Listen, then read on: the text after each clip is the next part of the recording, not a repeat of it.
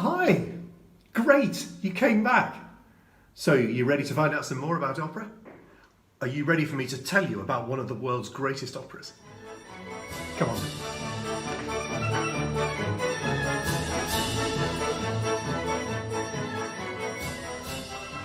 This great opera was written by a French composer called Georges Bizet. He'd shown a lot of early promise as a composer and musician, but for a variety of reasons, things hadn't gone so well for him. He wrote Carmen for an opera house in Paris, but even that didn't go so well. The singers didn't like the music, and they didn't like the fact that the opera made them smoke and fight on stage.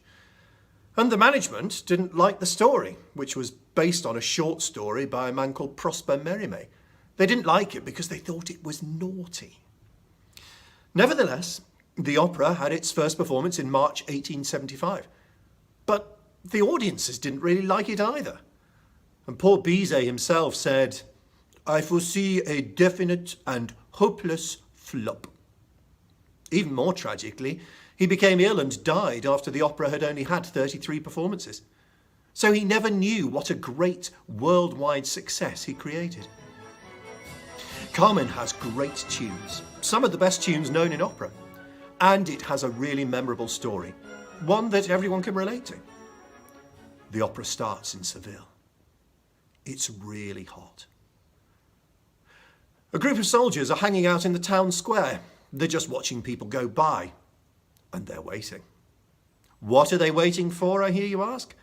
They're waiting for a girl called Carmen. She works in a factory that makes cigarettes, and the soldiers know that soon she and all her friends will come out for a break in the fresh air. Now, this girl is gorgeous. Think of the most beautiful and attractive woman you can. Then times that by 100, and you've maybe got half of Carmen. Carmen has beauty, and she has attitude. She lives life on her own terms, whether you like it or not. One of the soldiers in the square is called Don José, or Don José as he's often known. Rumour has it his father was in the Spanish Fire Brigade and he has a brother called Josby. Anyway, Don José, as we'll call him, is a man with a secret. He keeps himself to himself, you know, the strong, silent type. He doesn't get involved with all this gazing adoringly at Carmen like all the others. Oh my goodness, it's Carmen. Oh, would you believe it? She looks even more gorgeous than normal today. Ooh, just look at that flower in her hair. Carmen sings one of the most memorable songs in the opera. Incidentally, a song in an opera is called an aria, which is Italian for air. Carmen's aria is called the habanera, and it's all about how love flutters around like a bird and can't be caught or trained. But who is Carmen actually attracted to? That's what everybody wants to know. Well, it's not any of the soldiers standing there literally with their tongues out. She's attracted to the one who isn't paying any attention to her. She's curious about the man sitting on his own and ignoring her. What's going on? You see, nobody ignores Carmen. To make fun of him, Carmen takes the flower from out of her hair and throws it at Don José before she runs back off to work. Don José looks at it for a moment. Then he picks it up. Well, now the excitement is over, everybody drifts off back to work or back to duty. But who's this young woman walking across the square? Don José looks up and he recognises his girlfriend from home, Micaela. She's come to tell him that his mother really misses him and that she wants him to come home. Don José really misses his mother too.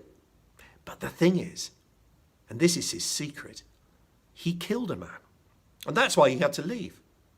And he's not ready to go back home yet. Suddenly there's screaming in the square. A fight has broken out in the cigarette factory. And who do you think is right at the heart of the trouble? Yes, you've guessed it, Carmen. The sergeant on duty, a man called Zuniga, arrests her. And he gives Don José the job of guarding her until she can be put in prison. Now you remember that Carmen threw that flower at Don José. And now she really turns on her full charm. She's so beautiful that Don José can't resist her. He's literally like putty in her hands.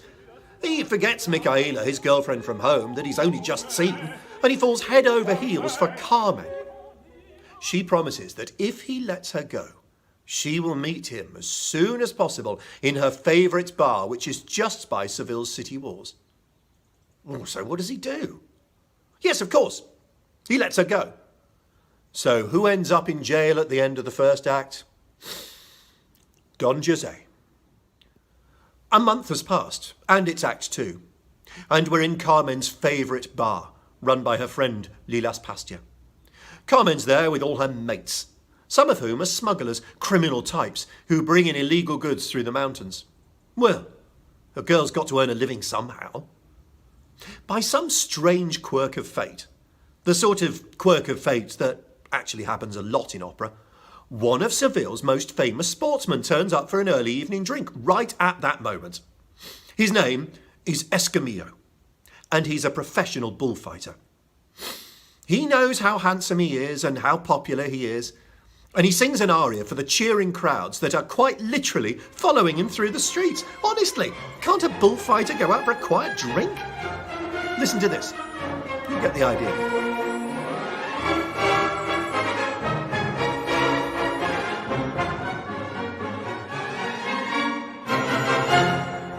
Thanks for that, ladies and gentlemen, my friends and neighbours, come and look at me.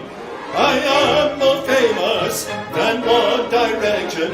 More people look at me than watch BGT. Simon Cowell says that I've got talent. Amanda Holland wants a date with me. I'm a bullfighter, yes, a bullfighter. For real entertainment, you should come and watch me. I'm so sorry. You see, I just wonder. Yes? What? I wonder what the composer would have wanted here. The words in English. I'm sorry, I was just trying to make the opera a bit more relevant for modern audiences. You know, liven it up a bit. Yes. Well, I wonder, could I have some coffee? Perhaps we could try the second verse in the original French. I think we can trust the music and the drama to tell the story.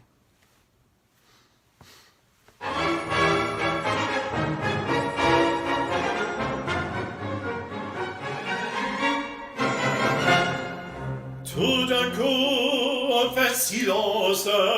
Oh, que se passe-t-il?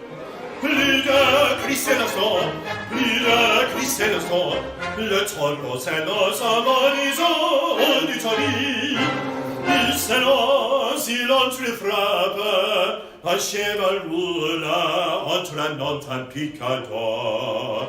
Bravo toro, la foule, le toro vient, et frappe encore, secoue ses banderilles, plein du fidèle corps, le siècle est plein de sang. On se sauve, on fragile et grille, c'est ton tour maintenant. Allons, en garde, allons.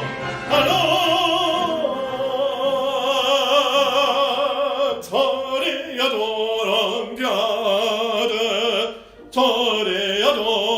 toreador, et songez bien, mais songe en combattant, qu'un noix te regarde, et que l'amour t'attend, toreador, l'amour t'attend, toreador,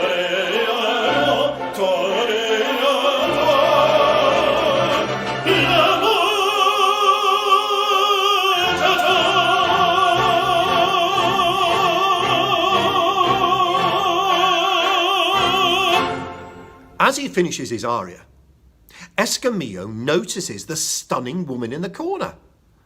Once he's picked up his jaw from the floor, he asks her name and promises to dedicate the next bull he kills to her.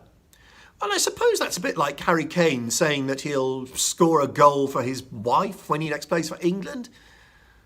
Some might say the bullfighting's more romantic. Anyway, once Escamillo has gone on his merry way, the smugglers, including our heroine Carmen, all get round and start planning how and when they're going to bring in their next shipment of illegal goods. But there's someone coming. Honestly, with old girlfriends, fights and bullfighters, you can't get a moment's peace in Seville. Who's this coming along singing a happy tune about being a soldier? Oh my goodness, it's Don Jose. He's done a month in prison for letting Carmen go, and now he's out. And he's come to Lilas Pastures Bar to keep his date with Carmen. Well, of course Carmen knows that she owes him big time. And she's a little bit interested to see where this flirtation goes. Maybe she's going to fall in love with him too. Maybe she isn't. Who knows? Anyway, she ushers all her friends out of the way and takes Don Jose into a quiet back room. So how does their date go? Well, in the words of Craig Revel Horwood, it's a disaster, darling. They just don't seem to get on at all. Just when it looks like it's all over and Don Jose is going to have to go back to do his duty as a soldier, he gets out that flower. The one that Carmen threw at him about a month ago in the square. He sings a beautiful aria about how the flower is the one thing that has kept him going through the month in a prison cell on his own. It may be dried and withered, but it's proof that he, Don Jose, is completely in love with Carmen. Well, Carmen is like, wow. And that's a bit scary, but also actually quite romantic. I'm impressed, she thinks. Maybe there's something to this guy after all. But before anyone can say anything else, there's a knock at the door. Who do you think has been hiding in the corner of the bar all evening, keeping a quiet watch on what's happening? Zuniga, the grumpy sergeant who arrested Carmen back at the end of Act 1. He bursts in, all ready to rearrest Carmen and put Don Jose on trial for obviously having helped her. But he reckoned without Carmen's gang of smuggler friends who've all been listening at the door and who rush in to save the day. So, poor old Zuniga doesn't live to see the end of Act 2. And Don Jose knows that his career in the military is, well, now pretty much over, having assaulted a senior officer. Well, don't worry, say the smugglers. You can come and join us. And they all sing a chorus about how great it is to be a smuggler as Act 2 ends, and Don Jose thinks that he has found true happiness with the woman of his dreams. All right, I mean, it's living on a mountain and earning a living as a smuggler, but hey, you can't have everything.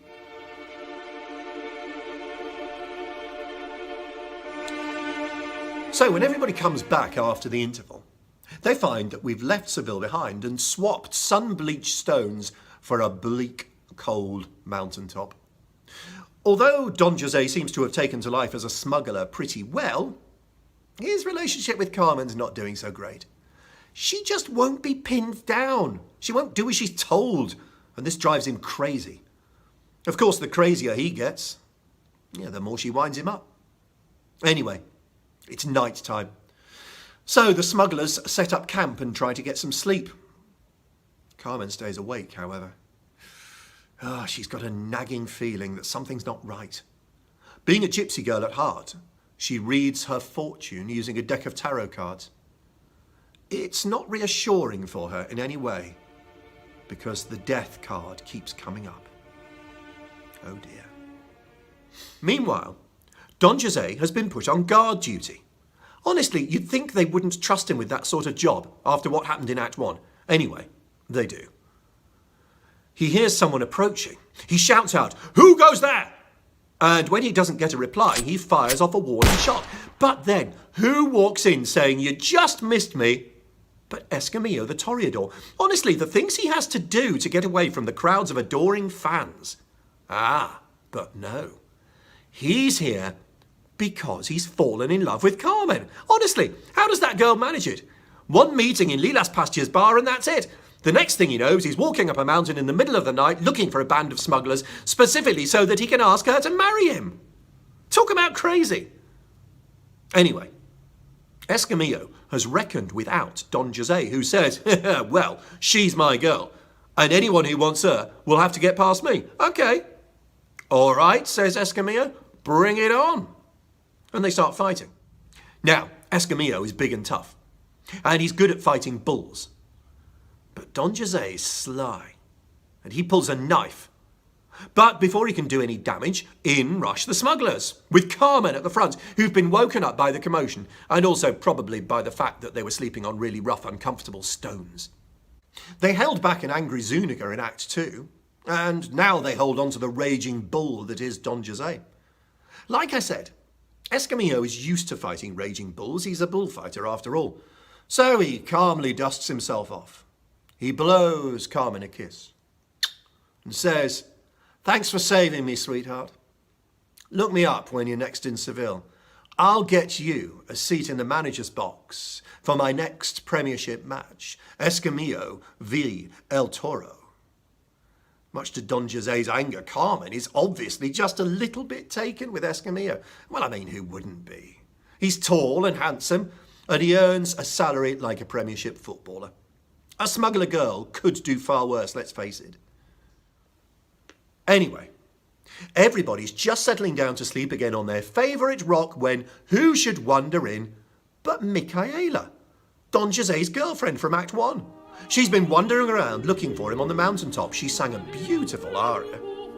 But what on earth is she doing here? I mean, this place is supposed to be a secret hideout, and it seems that just about everybody knows exactly where it is. Anyway, she's got a message for Don Jose. His mother is dying, and her last wish is to see her son one last time. Well, of course, Don Jose has to go, but before he goes, he sings some of the most stunning music in the opera. He grabs Carmen, and he tells her how fate has joined their lives together, and how she will never be rid of him. Lovely. But he's beginning to sound a little bit obsessive, if you ask me. And who's that singing far off in the distance? Oh, it's Escamillo again, humming his Toreador's song as he makes his way back to Seville. Just a little reminder for Carmen about the life that she could have. Well, Carmen makes up her mind what to do, and I probably don't need to tell you which man she chooses. And how difficult would it be? Let me think about that for a minute. Life with an angry and slightly obsessive man on top of a cold mountain, or a life of luxury as a Toreador's wife? And so the final act begins on a big day of celebration. It's the day of the big bullfight. Escamillo versus El Toro in a winner-takes-all top of the Premiership tie. Not only that, but Escamillo and Carmen have got married. Women and men all over Seville are absolutely devastated. But then, actually, overall, everybody's quite pleased for them as well. Celebrity couple and all that. Anyway, no time for celebration just yet, as Escamillo has to go off to face the roaring crowds of adoring fans and also the angry bull. Carmen's just about to follow him when who should turn up but, yes, you guessed, Don Jose. He's not looking his best. Fate has dealt him a pretty rough hand, to be honest. His mother has died. His relationship with Micaela hasn't gone so well since he declared undying love for Carmen on top of a mountain. He's lost his job as a soldier, and not even a smuggler wants him now. His last hope is Carmen. But she's gone and married the other guy. How could she? But maybe there's hope, if he can just persuade her. But no. Carmen wants nothing to do with him, and she even throws back a ring that he gave her earlier in the opera. Carmen turns and heads off to watch the bullfight, but Don Jose stops her and stabs her. If he can't have her, no one will. As Carmen dies in his arms, the crowds flood out of the bullfight. Don Jose cries out that he's killed the love of his life. So there you have it. A story of love, jealousy and bullfighting. A tragedy in which George Bizet uses music to represent the idea that none of the characters can escape what is going to happen. Thanks so much for joining me today. Come back next week when we'll move from baking hot Seville to freezing cold Paris on Christmas Eve for one of Puccini's best loved operas, La Bohème. Bye for now.